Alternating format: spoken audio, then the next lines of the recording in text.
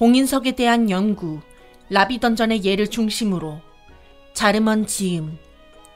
목차. 1. 서문. 2. 신비한 문양의 바위 봉인석. 3.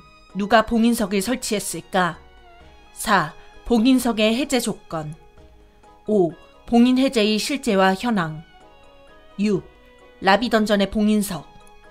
7. 당신의 선택. 1. 서문. 일각의 학자들은 나를 잠재적인 위험을 걱정하지 않는 악명 높은 해제학 과학자로 다루어 왔다. 하지만 그것은 사실과 다르다. 나야말로 인류에게 닥칠 수 있는 잠재적인 위험에 대해 깊은 관심을 쏟고 있는 사람이라고 자부한다. 인간은 긴 세월 동안 위험과 싸워왔다. 반족으로 대표되는 인간의 시조는 험난한 자연환경과 싸웠으며 네베드족이나 파르올론족, 피르보르 등의 인류는 악의 화신인 저 공포의 마족 포어르와 오랜 시간 사투를 벌였다.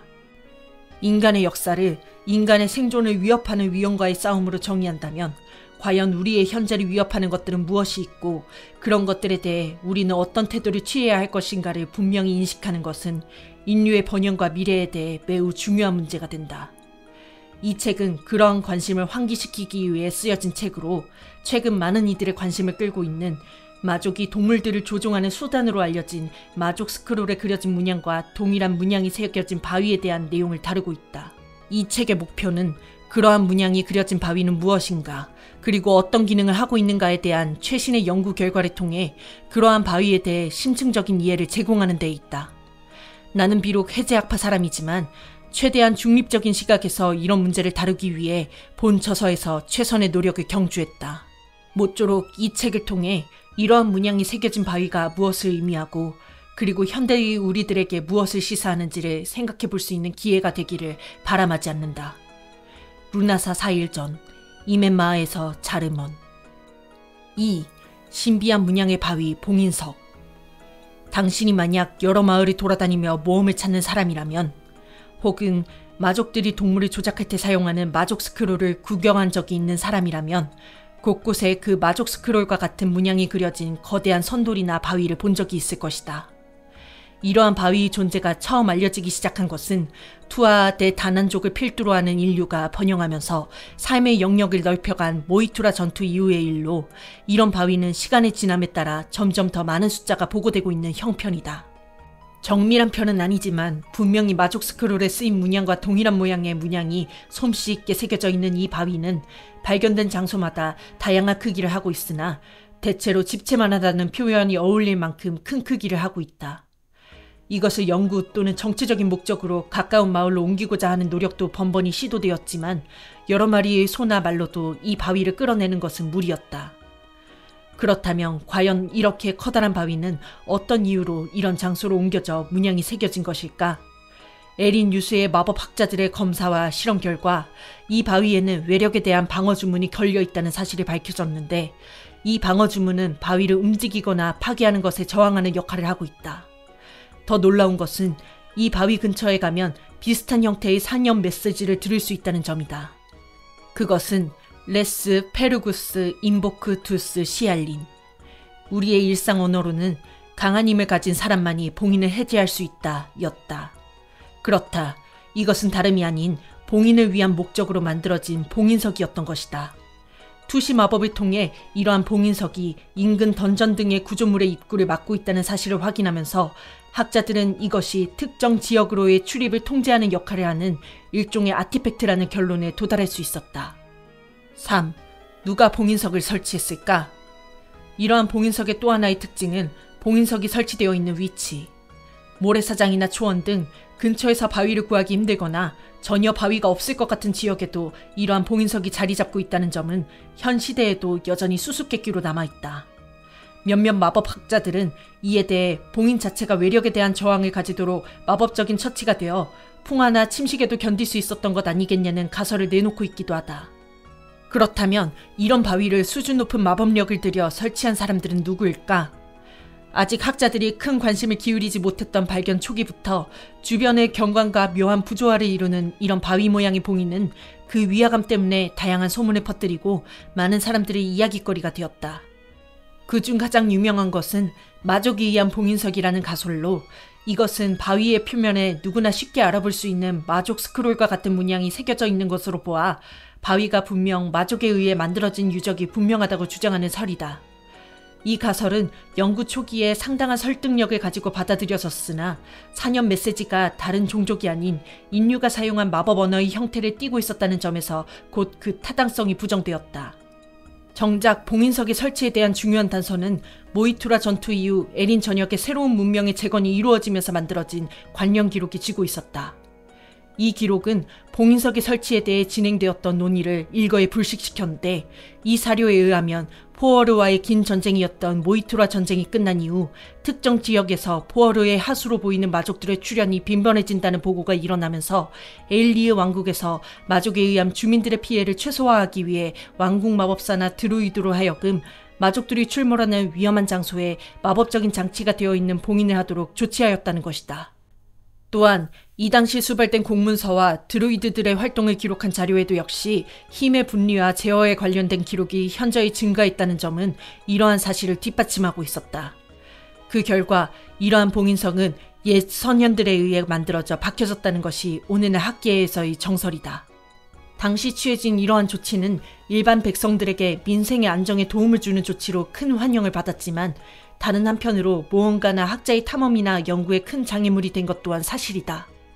그러나 가장 최신의 연구 결과로는 최근 이 봉인이 절대적인 힘을 가지고 있는 것이 아니라 그것으로 가둔 위험을 감당할 수 있을 만한 영웅의 힘에 의해 해제될 수 있다는 사실이 알려지면서 봉인석에 대한 연구는 새롭게 활기를 띠게 되었다. 다음 장에서는 이러한 내용에 대한 보다 구체적인 서술이 이루어진다. 4. 봉인석의 해제 조건. 앞서 봉인석에서 강한 힘을 가진 사람이 봉인을 해제할 수 있다는 사년 메시지가 나온다는 사실을 지적한 바 있다. 즉, 이것은 애초 주민을 몬스터로부터 보호하기 위해 대대적인 사업으로 봉인석의 설치가 이루어졌지만, 봉인한 대상이 아무리 무서운 위협을 가한다 하더라도 이 위협을 극복할 수 있는 사람에게는 문제가 되지 않는다는 것을 의미한다. 오랜 기간 봉인석을 관찰한 내 의견으로서는 이 강함이라는 것은 바로 체력을 의미하는 것이리라 본다. 그렇다면 왜 하필 위협을 극복할 수 있는 사람에게는 이러한 봉인이 의미가 없다는 메시지를 봉인석 스스로가 내고 있는 것일까? 왜 강한 사람에게는 이러한 봉인이 별다른 어려움 없이 해제될 수 있는 것일까? 그렇다면 이 봉인을 해제하는 것이 옳은 일일까? 봉인의 해제는 과연 어떤 결과를 불러일으킬 것인가? 아쉽게도 여기에 대해서는 아직 일관된 의견이 자리 잡지 못한 채 많은 학자들이 논란을 벌이고 있다. 그러한 논란은 크게 3가지 정도의 종류로 분류해 볼 수 있는데, 보존학파, 보호학파, 해제학파가 바로 그것이다. 이러한 주장은 그 내용에 따라 연구자들의 성향을 구분짓는 중요한 척도가 된다. 보존학파는 이 봉인을 해제하는 것은 무척 위험한 일임을 강조하며 기존 봉인과 같은 효력을 가지는 봉인을 포함하는 새로운 봉인의 제작과 구현을 연구하기도 하고, 보호학파는 봉인이 인간을 해당 지역에서 출몰하는 몬스터로부터 보호하기 위해서라기보다는 정작 우리가 보호해야 할 대상에 대한 표시라는 역발상적인 가설을 주장하기도 한다. 반면 해제학파는 봉인을 파괴할 만한 능력을 가진 이들이 등장할 경우 봉인 내부에 숨겨진 유적이나 그동안 접하지 못했던 고대 인류의 지혜를 얻을 수 있는 좋은 기회가 된다는 점을 강조, 봉인을 적극적으로 파괴할 것을 권장하기도 하지만 아직 그에 대해서는 어떤 결론을 내리기 어려워 학계에서는 유보적인 입장을 취하고 있는 것이 사실이다. 5. 봉인 해제의 실제와 현황. 그러나 최근 에일리의 왕국을 중심으로 별에서 내려온 사람들이란 뜻의 밀레시안이라 불리는 사람들이 이 같은 봉인을 차례로 해제하고 있다. 밀레시안은 봉인을 차례로 해제하고 해당 봉인에 의해 격리된 공간을 탐사하는 데 앞장서고 있는데, 이들은 일단 해제된 봉인은 다시 회복되지 않는 점을 확인시켜 주었다. 즉, 봉인이 해제된 공간에는 봉인이 요구하는 힘을 가지고 있지 않은 사람도 자유롭게 드나들 수 있다는 것이다. 이 같은 사실이 차츰 퍼지면서 이후 봉인을 처음 해제한다는 것은 사람들에게 강한 힘과 용기, 그리고 모험심을 가진 영웅이라는 증명으로 받아들여지고 있다.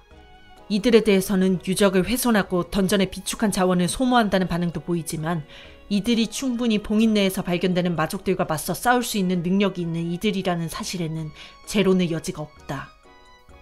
6. 라비 던전의 봉인석. 울라 대륙 북부에는 봉인석이 다수 분포되어 있는데, 이 중 주목할 만한 것으로 라비 던전의 봉인석을 소개한다. 라비 던전은 이 던전을 탐험한 무언가의 애칭을 차용한 이름으로 다른 대부분의 던전이 그러하듯이 마법을 동원해 빠른 시간 동안 건축되었던 고대의 전투 요새 라흐가 마법적인 에너지의 영향으로 부작용을 일으켜 생성된 지하 미궁인 것으로 알려져 있다. 라비 던전의 앞에는 역시 봉인석이 자리 잡고 있는데 현재 이 봉인석으로 말미암아 던전으로의 출입이 막힌 상태다. 이 봉인석 역시 다른 종류의 봉인석과 마찬가지로 그 근처에 접근하면 높은 레벨에 도달한 사람만이 이 봉인을 풀 수 있다 라는 상념 메시지를 내보내는데 나는 이 또한 캐릭터 레벨이 일정 수준 이상에 도달한 사람만이 봉인을 해제할 수 있다는 것을 의미한다고 보고 있다. 즉, 이 봉인을 풀고 던전 안으로 들어가기 위해서는 그에 맞는 캐릭터 레벨이 필요하다는 것이다. 여러 가지 방법을 통해 조사해 본 바로 나는 이 봉인을 풀 수 있는 레벨을 수치로 환산하면 약 35 정도 이상이 되지 않을까 판단하고 있다. 물론 캐릭터 레벨이 35가 넘는다는 것은 보통 사람이 가능한 것이 아니다. 체력이 그런 정도로 강한 사람은 드물다. 하지만 그렇다고 불가능하다고만은 말할 수 없다. 7. 당신의 선택. 앞서 봉인석의 봉인을 해제하는 데에 대해 3가지 정도의 학파가 논란을 벌이고 있음을 설명한 바 있다. 당신은 이들 중 어떤 쪽인가? 봉인을 남기고 보존하는 쪽인가? 아니면 자신이 그 봉인을 해제할 수 있을 만큼의 능력을 가진 사람임을 확인받는 쪽인가? 그것은 결국 이 책을 읽는 독자 자신의 선택에 달려있다. 만약 전자를 선택했다면 반대 의견을 가진 이들로부터 봉인을 지키도록 노력할 것이며 후자를 선택했다면 다른 이들에 의해 봉인이 해제되기 전에 자신이 직접 봉인을 해제하는 데 도전해보자. 당신이 이 책을 읽고 있는 지금 누군가 라비 던전의 봉인석을 깨고 봉인을 풀어 하나밖에 없는 라비 던전으로의 문을 연 영웅의 칭호를 얻을지도 모르는 일인 것이다. 그러나 이것이 보존학파나 보호학파에 의해 공명심을 자극해 이루어지는 성급한 파괴 행위라는 비난은 사양한다. 봉인은 스스로를 파괴할 수 있는 사람을 스스로 선택하고 그 문을 열어주는 것이다. 뿐만 아니라 정말 중요한 것은 이제부터다. 봉인의 해제가 전부가 아니라 그것은 봉인으로 가려진 다른 세계로의 입구가 열렸다는 것을 의미하는 것이기 때문이다. 봉인의 해제는 던전의 입구가 제한 없이 열렸다는 것을 의미하니 반드시 들어가 볼 것을 권한다. 만약 던전 내부에서 이제껏 접하지 못했던 새로운 현상이나 몬스터와 접하게 될 경우에 저자에게 그러한 사실을 구체적인 증거와 함께 알려준다면 봉인석이 이면에 있을지도 모르는 현재 인류에게 당면한 위험을 정리하기 위한 앞으로의 연구를 진행시키는 데에도 큰 도움이 될 것이다. 이 책을 읽는 모든 사람들에게 에린의 절대신, 아튼 시미니의 축복과 무언가 전사에게 가호를 내리는 전쟁의 여신 모리안의 미소가 깃들기를 빈다.